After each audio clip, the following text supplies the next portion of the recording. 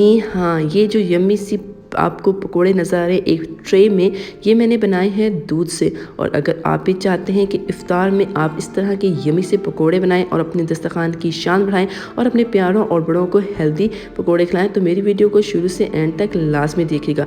जो वीडियो शुरू करते हैं। अस्सलाम वालेकुम जी, welcome back to my channel.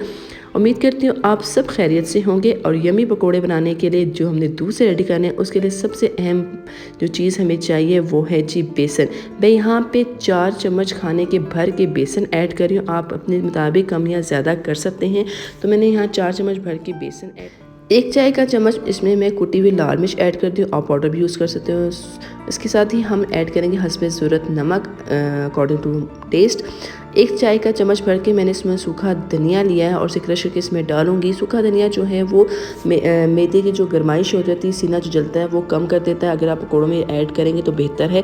उसके बाद ही हम आधा चम्मच जो है अजवाइन जो है वो पकौड़ों से की वजह से जो गैस पेट में होती है उसे बिल्कुल ही ख़त्म कर देता है, इसलिए अजवाइन का इस्तेमाल भी किया करें। 1 चम्मच चाय का भर के कुटी हुई लाल सब्ज़ मिर्च में ऐड कर रही हूँ। उसके साथ ही जी मैंने ऐड किया है 2 से 3 चुटकियाँ बेकिंग सोडा। उसके सब तमाम चीज़ों को हम मिक्स कर लेंगे। बेकिंग सोडा मैंने इसलिए ऐड किया है ताकि कि जो पकोड़े हैं वो फूले फूले बने और यम्मी से बने। उसके बाद जब मिक्स हो जाएगा तो हमने 1 कप के करीब जो है वो दूध ऐड करना है। यम्मी सा दूध हम ऐड करेंगे। जो बच्चे दूध नहीं पीते आप इसको उनके लिए भी इस तरह के पकोड़े बना के रख सकते हैं। इस तरह वो हेल्दी पकोड़े भी खा लेंगे और दूध की जो रिक्वायरमेंट है उनकी बॉडी में वो पूरी हो जाएगी। जल्दी से मैं इसको मिक्स कर लेती हूँ। अगर आपने अब तक मेरे चैनल को सब्सक्राइब नहीं किया तो सब्सक्राइब कर लें और मेरी वीडियो को लाइक भी कर लें। ये देखिए जी जल्दी से पेस्ट बन गया। इसे हम 15 मिनट के लिए रेस्ट दे देते हैं और नेक्स्ट प्रोसेस की तरफ चलते हैं।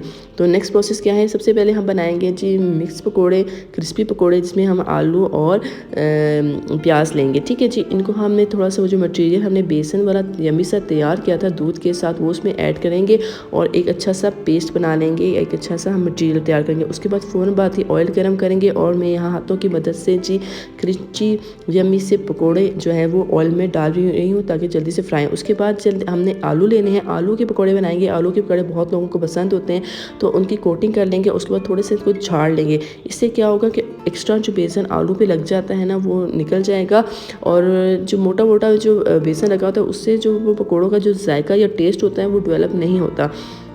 जितनी पतली लेयर होगी उतना ही मज़े का पकोड़ा तैयार होता है।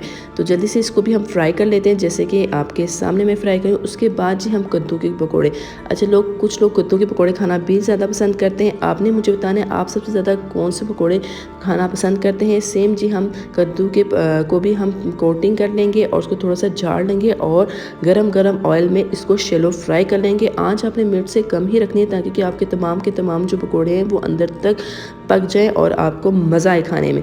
इसी तरह जी बैंगन के पकौड़े, आजकल जी बैंगन बहुत मज़े के आए हुए हैं, मीठे मीठे से बैंगन आए हुए हैं, उनके भी हमने पकौड़े तैयार कर लेते हैं।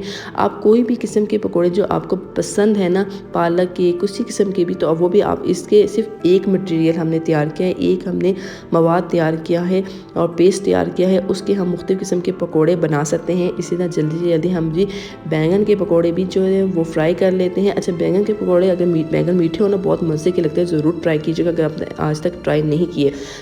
तो ये देखें जी झटपट हमारी पूरी ट्रे जो है वो तैयार हो गई है, जिसमें बैंगन के, कद्दू के, आलू के और मिक्स आलू के और सब्ज़ मिर्च के पकौड़े भी मैंने रेडी किए हैं। तो उम्मीद करती हूँ ये हेल्दी सी रेसिपी आपको अच्छी लगेगी, आप ज़रूर ट्राई करेंगे।